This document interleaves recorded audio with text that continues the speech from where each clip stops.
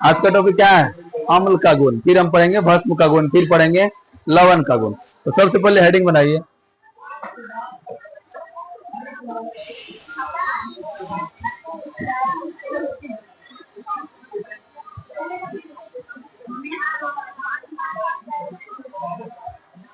अम्ल का गुण।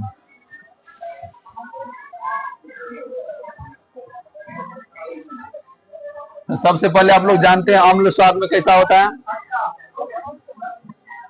लिखिए।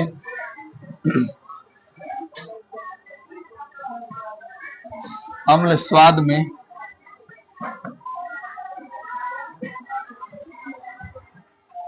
खट्टा होता। अम्ल स्वाद में खट्टा होता। अम्ल स्वाद में कैसा होता है? खट्टा होता। ठीक है। अब हम लोग पढ़ेंगे बहुत सारे अम्ल हैं। टार्टरिक अम्ल, मौलिक अम्ल, ऑक्जेलिक अम्ल, बहुत सारे हाइड्रोक्लोरिक अम्ल, बहुत सारे अम्ल है। ठीक है। उसका सोर्स क्या है? सोर्स मतलब उसका स्रोत क्या है, कहां वो पाया जाता है। ठीक है। आप लोग लिखिए।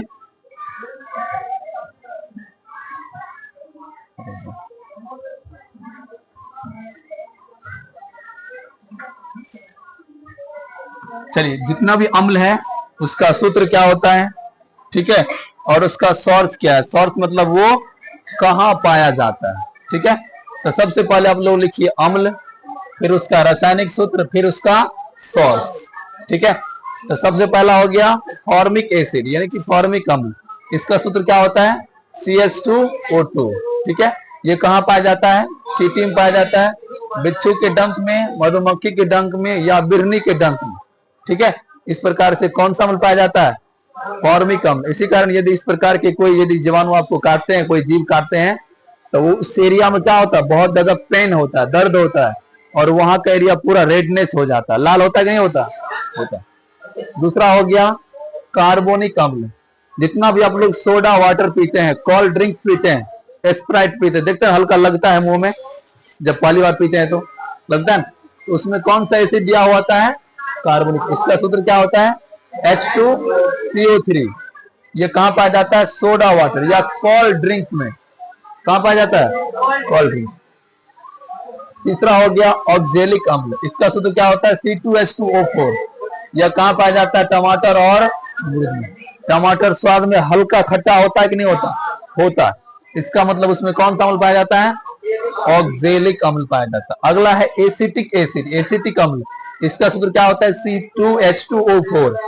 यह कहां पाया जाता है? फलों के रस या सिरका में। जो भी फल खट्टे होते हैं, जैसे अंगूर खट्टा होता है कि नहीं होता? सेब हल्का खट्टा होता है, आम हल्का खट्टा होता है, उसी को हम लोग कहते हैं सिरका। ठीक है। सिरका मतलब कच्चा आम का जो रस बनता है। ठीक है। चलिए, अगला हो गया लैक्टिक अम्ल। कहां पाया जाता है? जल्दी बता तो। दूध और दही में। इसी कारण दही कैसा लगता है? खट्टा लगता है। कई बार आप लोग को बता चुके हैं। इसका सूत्र क्या होता है? C3H6O3। दूध और दही में पाया जाता है। ठीक है। अगला है मौलिक अम्ल। ये कहां पाया जाता है? सेब में पाया जाता है। अगला है टार्टरिक अम्ल। इसका सूत्र आप लोग इस प्रकार से देख लीजिएगा। और ये कहां पाए जाते हैं? केला में। ठीक है। अगला है ब्यूटेरिक अम्ल। ये कहां पाए जाते हैं? मक्खन में। मक्खन समझते हैं ना? हाँ। अगला है यूरिक अम्ल। ये कहां पाए जाते हैं? यूरिन में। कहां पाए जाते हैं? यूरिन यानी कि यूरिन में पाए जाते हैं। ठीक है। अगला हो गया एस्कर्बिक अम्ल। ठीक है। ये कहां पाए जाते हैं? प्याज अम्ल। ठीक है। या इसको हम लोग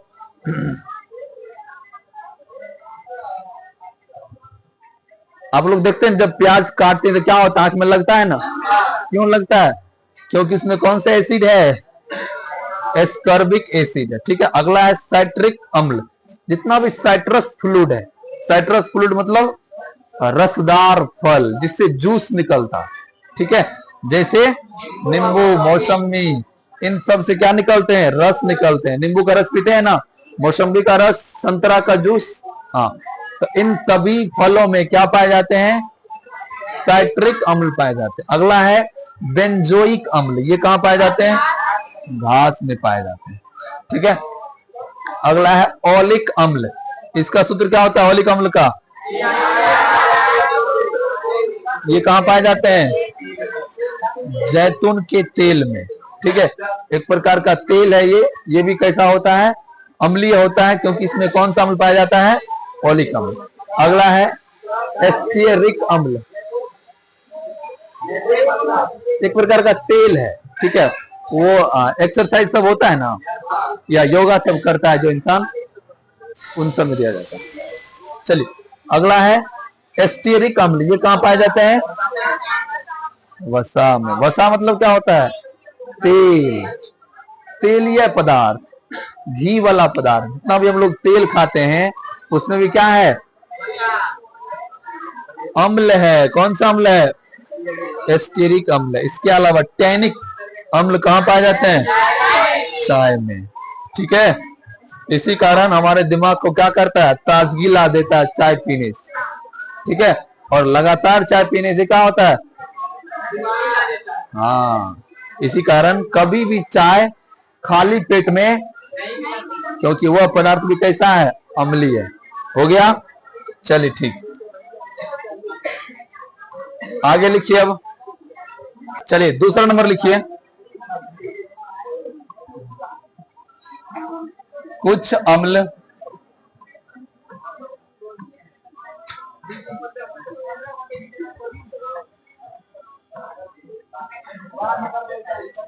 आप लोग 15 से 20 लाइन जगह छोड़ दीजिए। लिखिए कुछ अम्ल विषैले तथा हानिकारक होते हैं।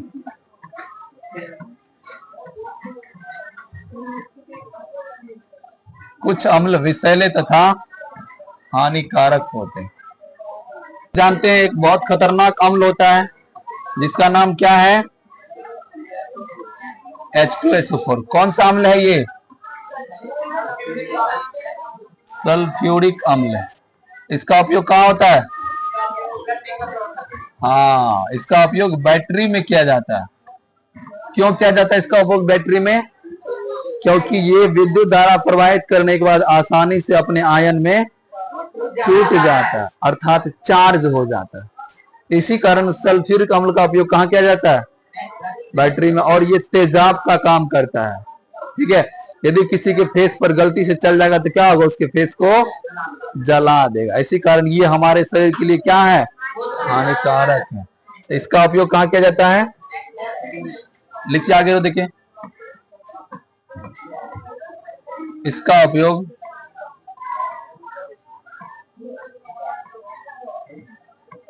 बैटरी में किया जाता है।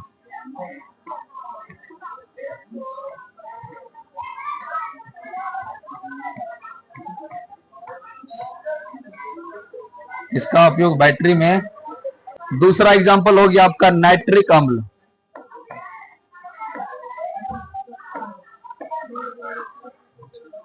नाइट्रिक अम्ल का सूत्र क्या होता है? Very good, HNO3। ठीक है, और इसका उपयोग कहां किया जाता है? इसका उपयोग लिखिए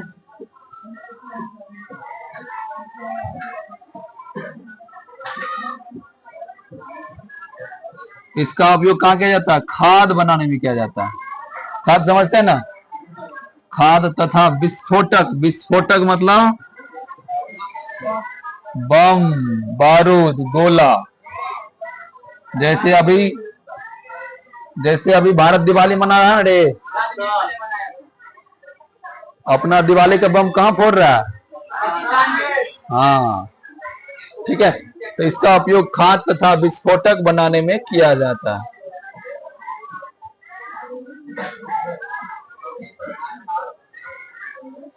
इसका मतलब नाइट्रिक अम्ल भी क्या है? हमारे लिए हानिकारक है।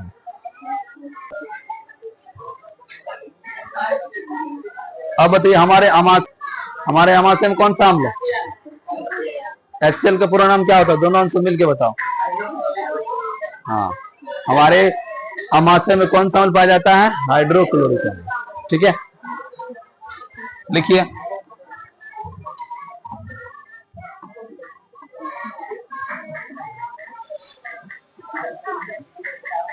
हमारे अमाशय में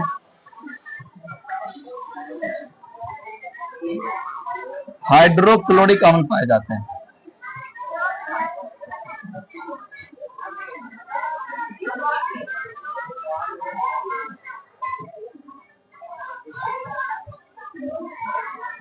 हमारे अमाशय में कौन सा अम्ल? हाइड्रोक्लोरिक अम्ल पाया जाता है। ठीक है, और ये क्या करता है? भोजन पचाने का काम करता है। सबको पता है, बायोलॉजी में पढ़ चुके हैं आप लोग।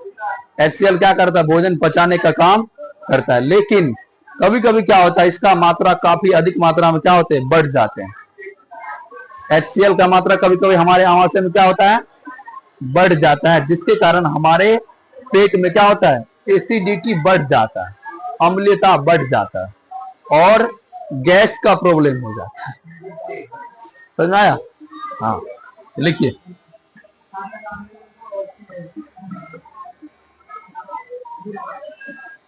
लिखिए, हमारे आमाशय में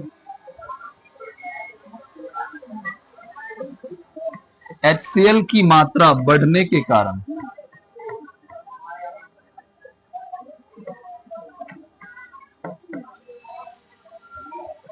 HCl की मात्रा बढ़ने के कारण क्या होता है? पेट की अम्लीयता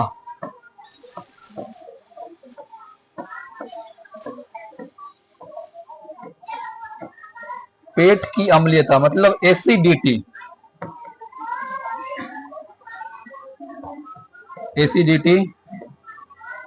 बढ़ जाती है। ठीक है,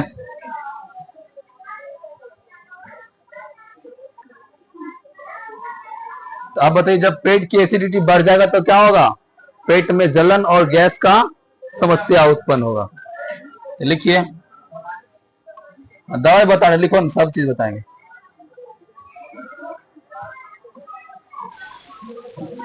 लिखिए, पेट की अम्लता बढ़ने के कारण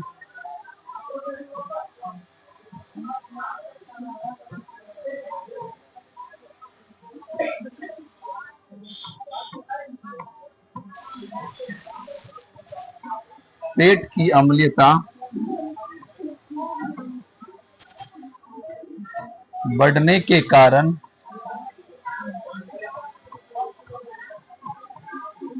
जलन एवं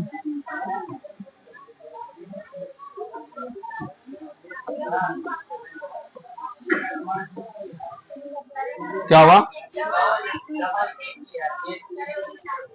हाँ, पेट की अम्लता बढ़ने के कारण जलन एवं गैस की समस्या उत्पन्न होती है।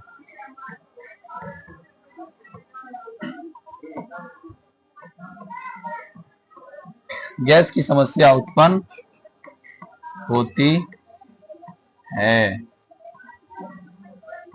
ठीक है, तो अब इसका इलाज क्या होगा? इलाज भी लिख लो। कौन टेबलेट खाएगा? एंटासिड टेबलेट खाएगा इसके लिए। यदि पेट में गैस बन रहा है तो क्या खाएगा? Antacid tablet. लिखिए, इसके उपचार के लिए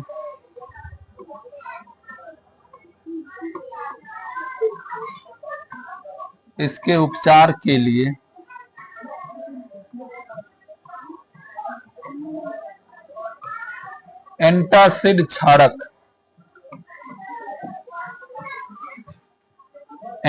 क्षारक का उपयोग किया जाता है। एंटासिड क्षारक का उपयोग किया जाता है।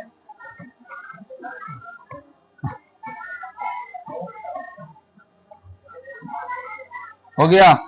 इसका घरेलू इलाज क्या कर सकते हैं? तो यदि आपके घर में क्या है? नींबू रस है, पानी है, शरबत है, इसका भी सेवन कर सकते हैं, या सिरका पी सकते हैं, सिरका ले सकते हैं।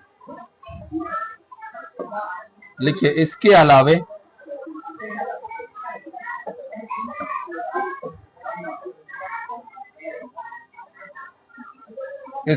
क्या ले सकते हैं? नींबू पानी का घोल, नींबू प्लस पानी का घोल या सिरका ले सकते हैं। या खाने का घर में सोडा होता है ना, खाने का सोडा, हाँ, जिसको हम लोग कहते हैं मीठा सोडा, खाने का सोडा इत्यादि ले सकते हैं।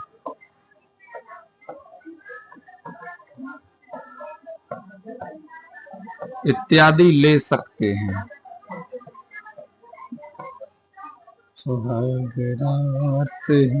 या ऐसे लिखो, अम्ल क्षार के साथ अभिक्रिया करके, कितना नंबर होगा? लिखिए, अम्ल क्षार के साथ अभिक्रिया करके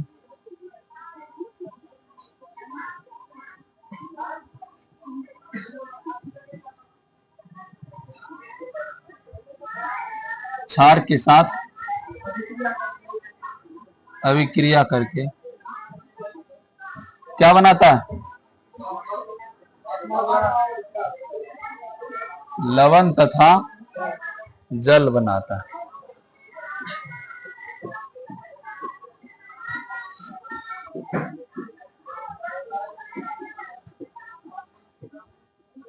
लवण तथा जल बनाता है।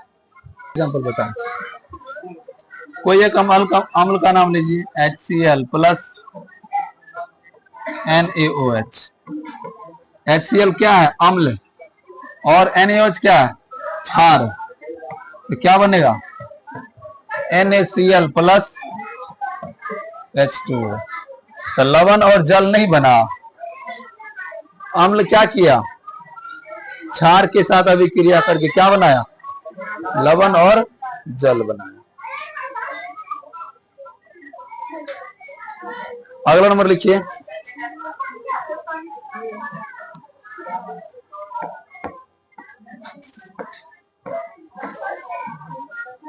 लिखिए, अम्ल धातु के साथ अभिक्रिया करके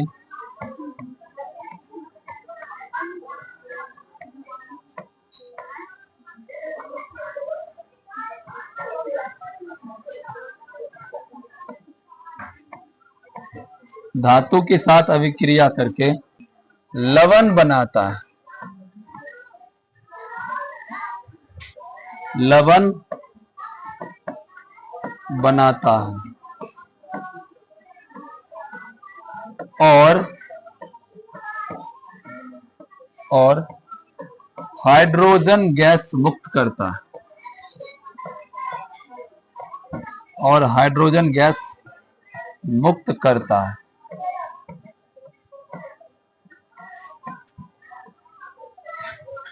हाँ, लिखिए समीकरण। चलिए बताइए, जिंक धातु है कि नहीं है? जिंक क्या है? और H2SO4 क्या है? अम्ल है। कौन सा अम्ल है? हाँ, यदि हम लोग क्या करते हैं, धातु की अभिक्रिया किसी अम्ल के साथ कराते हैं। किस अम्ल के साथ? सल्फ्यूरिक अम्ल के साथ। तो Zn क्या करता है? SO4 के साथ मिल जाता है, तो क्या बना लेगा? अब बच क्या गया? H2। इसको क्या करेगा? मुक्त कर देगा। ठीक है, लिखिए एग्जांपल।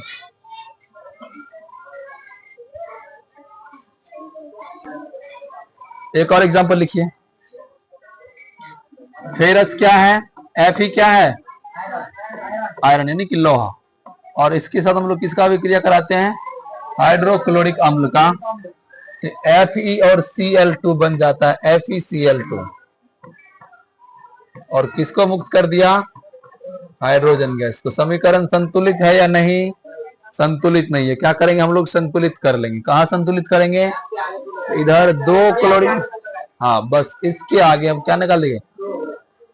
हो गया समीकरण संतुलित। ये क्या बन गया? ये क्या बन गया? Ferrous chloride. क्या बना? और किसको मुक्त किया? हाइड्रोजन गैस को मुक्त किया। ठीक है, तो ये है किसका गुण? किसी भी अम्ल का गुण, चाहे वो सल्फ्यूरिक अम्ल हो या हाइड्रोक्लोरिक अम्ल हो। कितना नंबर होगा? तो लिखिए धातु के कार्बोनेट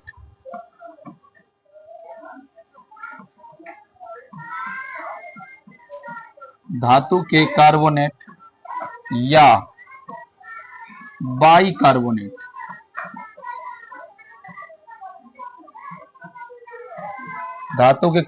या बाइकार्बोनेट से अम्ल अभिक्रिया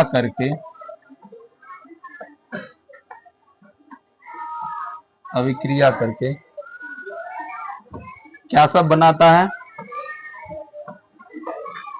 लवण, जल तथा हाइड्रोजन गैस बनाता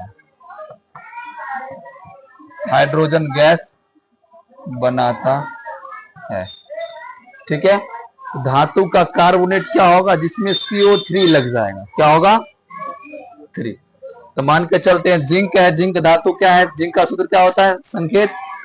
और कार्बोनेट का, तो ये क्या हो गया? जिंक कार्बोनेट हो गया। ये क्या हो गया? ये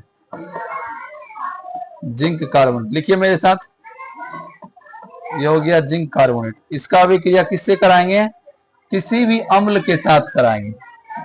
सल्फ्यूरिक अम्ल, चलिए ठीक, सल्फ्यूरिक अम्ल के साथ कराते हैं। ठीक है। तो क्या होता है? Zn किससे अभिक्रिया कर लेता है? तो क्या बना लेता है? ZnSO4। ठीक है। उसके बाद इधर कितना O2 है? यहां CO3 मुक्त हो जाता है। ठीक है। लवण बना लिया, जल बना लिया, और हाइड्रोजन गैस भी मुक्त करेगा। ये हो गया लवण। अच्छा, कार्बन डाइऑक्साइड भी लिखो।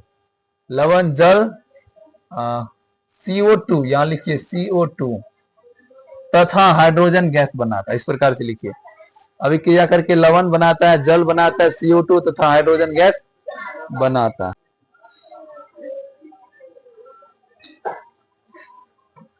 जल तथा CO2 बनाता है, इस प्रकार से। चलिए अब देखिए, जिंक और सल्फेट बन गया, जिंक सल्फेट, और इधर CO2 मुक्त हो गया।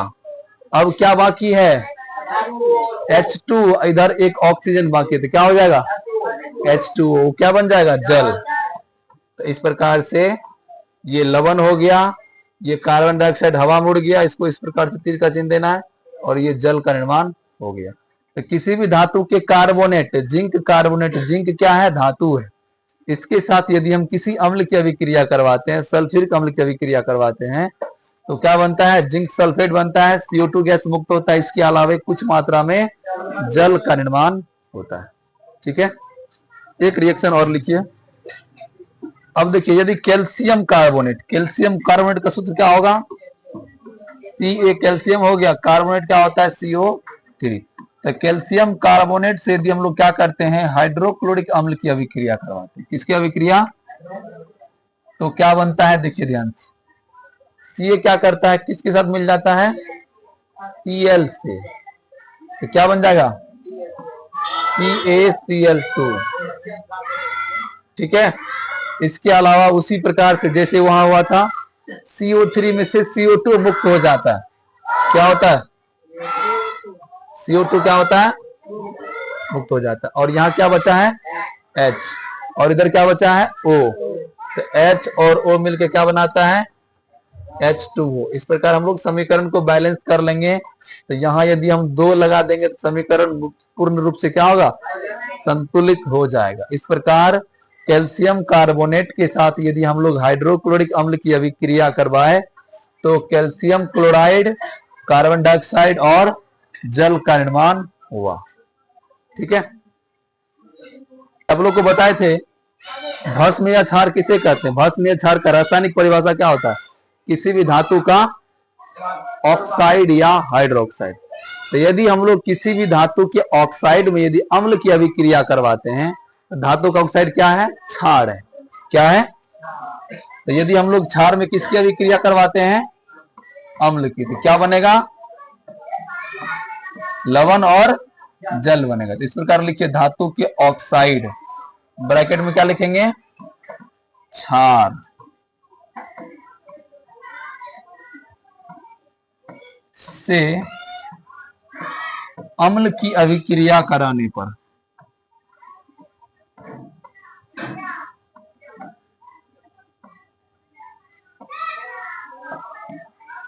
अम्ल की अभिक्रिया कराने पर क्या बनेगा? लवण और जल बनेगा।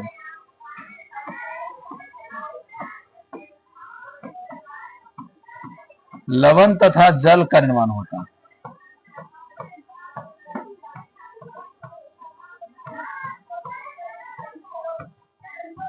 लवण तथा जल का निर्माण होता है।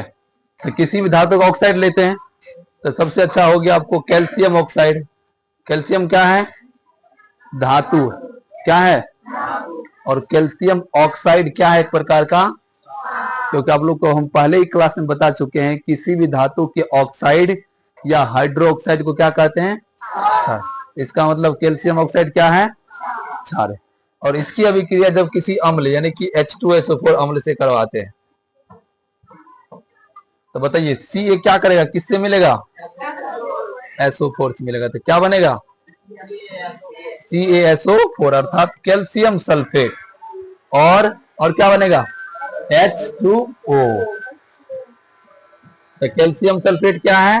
लवण है। H2O क्या है? तो किसी भी धातु के ऑक्साइड अर्थात कैल्शियम ऑक्साइड लिए यहां पर, तो इसमें किसी भी अम्ल से अभिक्रिया कराने पर लवण तथा जल का निर्माण होता है। लिखिए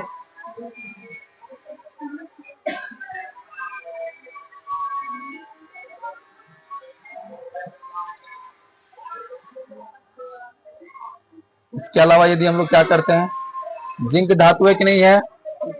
धातु है। इसकी अभिक्रिया किससे करवाते हैं? सल्फ्यूरिक अम्ल से। किससे? तो Zn किससे अभिक्रिया करेगा? SO4 से। क्या बनाएगा? Zinc sulphate ZnSO4। शेष क्या बच गया? H2 और इसका सॉरी यहाँ O होगा, जिंक ऑक्साइड होगा ना, तो यहाँ H2 यहाँ O, क्या बच गया? H2O। ठीक है, तो ये हो गया आपको जिंक सल्फेट अर्थात लवण, और ये हो गया जल।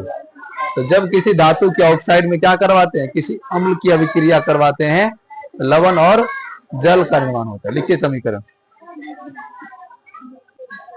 एक और लिखिए, कैल्शियम ऑक्साइड में क्या करते हैं? यदि हम लोग HCl कौन सा अम्ल है? कौन सा अम्ल? HCl हाइड्रोक्लोरिक अम्ल।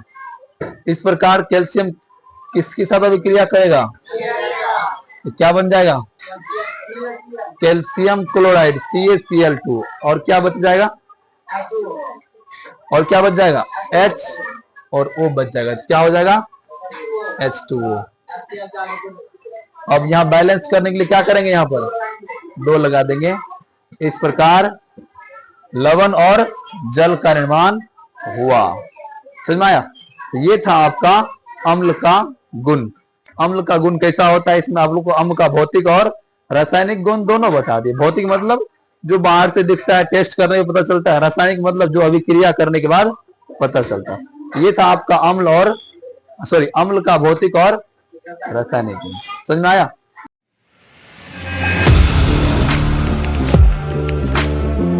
Audio Jungle.